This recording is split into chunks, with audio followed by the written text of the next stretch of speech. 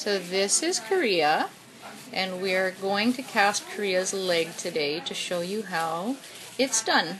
So Alicia is putting on his Glad press and seal, and we're just going to cover his fur so it doesn't stick to our casting tape. So because Millie has a badly luxated knee, we're going to cast her right down to the top of her paw today. So we're going to have to put Glad press and seal all the way down to the top of the paw. Then we're going to take a little bit extra and put it just up in his groin so it doesn't stick to any of the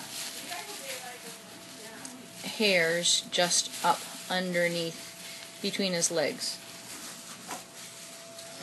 Take another one and just put it in the middle like that.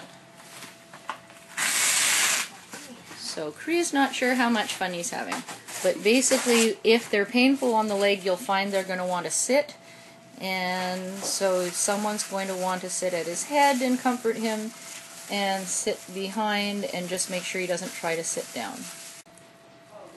Now the press and seal is on. We need to put the cutting strip just beside the anterior aspect of the leg, and we're going to use electrical tape to tape it to the leg.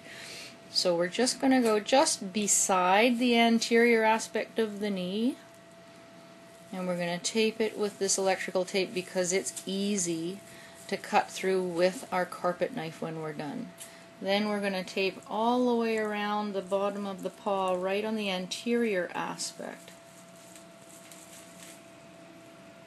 So the cast just goes in the tepid water, usually about 8 to 10 seconds. And alright, you're going to start by wrapping right at the flank fold. Don't go too high up, but right at your flank fold, and you're going to do 2 wraps around, and you want to pull tight around the anterior aspect of the thigh.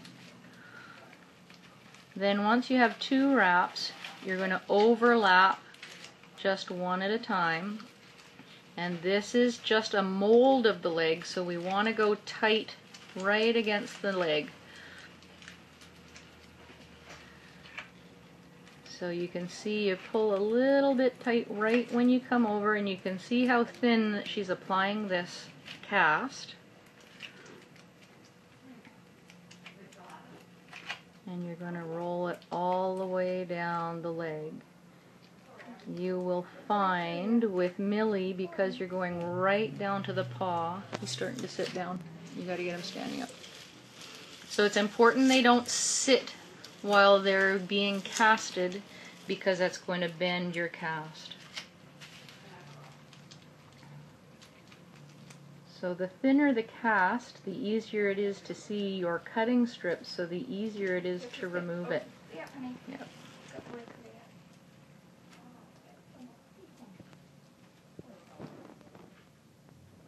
Yeah, you're going to have to keep a hand underneath this, yeah, so he doesn't try to lie down.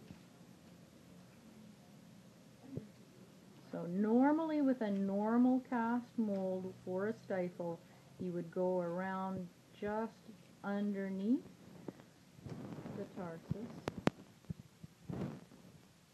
You don't need to cut that, you need to keep going, dear. Yeah. Okay.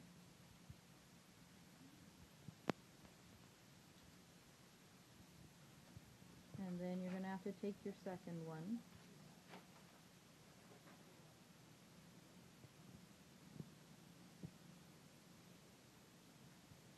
Okay, he's trying to sit. He needs to stand up more. So you need to make sure when you're casting that they don't bend the leg excessively and try to sit down. So you're just going to have to go around up above. So it's going to be a little bit thicker here at the crotch where you're adding the second one. So with Millie, because we need the tarsal cuff, we're going to take this right down, right to the top of the paw, right to where the net heads sit.